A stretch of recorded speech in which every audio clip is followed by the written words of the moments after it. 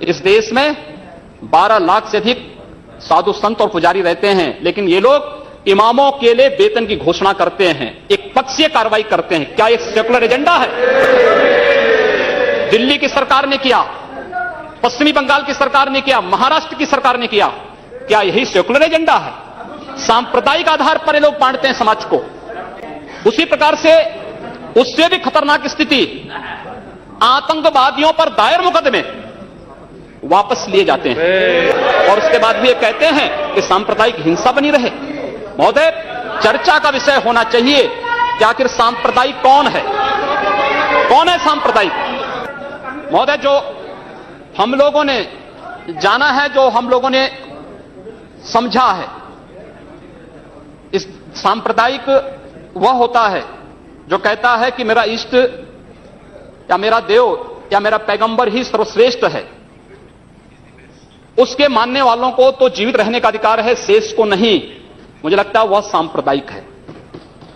हिंदू जीवन दर्शन कभी इस बात की इजाजत नहीं देता। जियो और जीने दो पर विश्वास हमारा दर्शन करता है। और दुनिया की कौन सा मजहब और कौन सा ऐसी कौम है जिसको विपरीत परिस्थितियों में हिंदू दर्शन ने अपने यहां शरण न दी हो, उसको फलने फूलने का अवसर न दिया हो? कौन सा ऐसा है दुनिया के अंदर?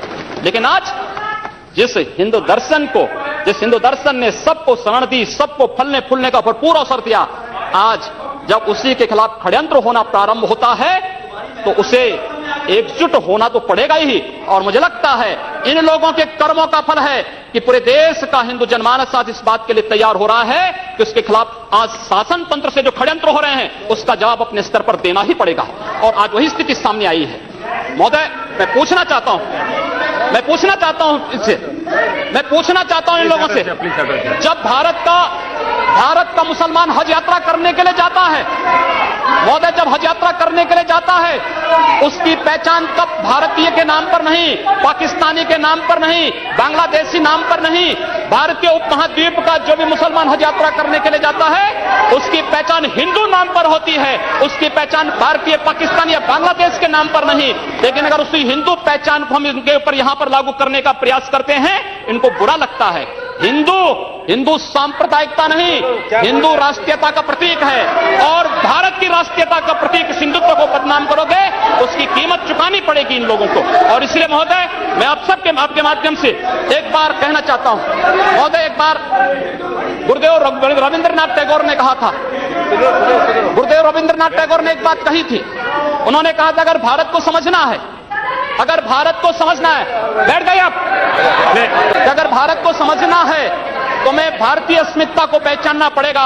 और भारतीय अस्मिता को पहचानना है तो स्वामी विवेकानंद के बारे में आप जान लीजिए। स्वामी विवेकानंद ने एक बात कही थी कि गर्व से कहो हम हिंदू हैं।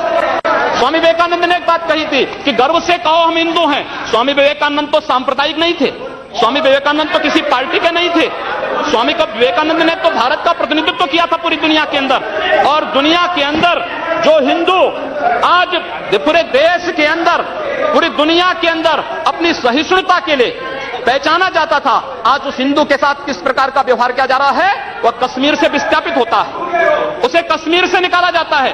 एक भी बार इस सदन में चर्चा नहीं होती है, इन लोगों का मुंह नहीं खुलता जब कश्मीर से 3.5 लाख की संख्या में कश्मीरी पंडित निकाले जाते हैं, तब ये लोग नहीं बोलते। पिछले 2012 में असम के अंदर 3 महीनों तक बोडो जनजाति के लोगों को मारा जाता रहा, कोई नहीं बोला। महोदय, कोई नहीं बोला। जम्मू कश्मीर के बाद जम्मू कश्मीर के हिंदुओं के मारने पर कश्मीरी पंडितों को उनके घरों से बेदखल कर दिया गया। एक भी बार ये लोग बोले नहीं, इनको पीड़ा नहीं हुई।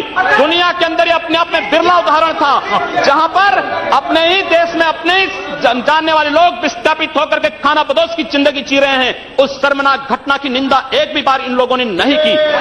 मुंबई के दंगों पर ये लोग मौन रहे।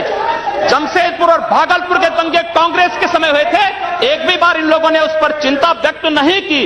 और तो और 1984 में इस देश के अंदर जिन सिख गुरुओं का योगदान इस देश को बचाने और इस देश की धर्म और संस्कृति और इस देश के समाज को बचाने में बहुत महत्वपूर्ण थी, उन सिखों के कत्लेआम पर भी इनको शर्म महसूस नहीं होती है। और आज ये लोग इस देश के अंदर बात करते हैं सांप्रदायिक सौहार्द की, इनका पूरा